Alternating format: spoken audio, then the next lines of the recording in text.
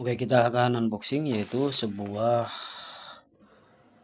modul ya, step up USB ya. Seperti apa, packingnya gede banget nih. Modul charger guys. Modul adjustable ya, buat step up 3 volt 6 volt menjadi 12 ataupun menjadi 21 ya.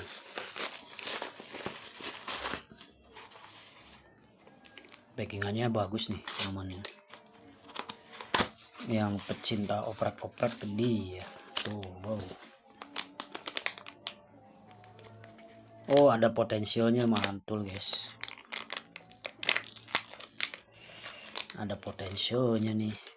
Ini sengaja saya ambil yang ada apa namanya ya, micro SD yang gampang ya, kaki 5 ya. Jadi kalau rusak itu gampang, teman-teman bisa connect di sini atau di sini ya.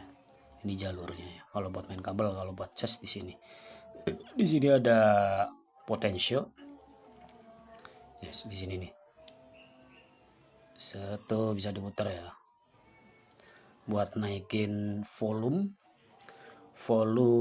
gelombang voltase ya.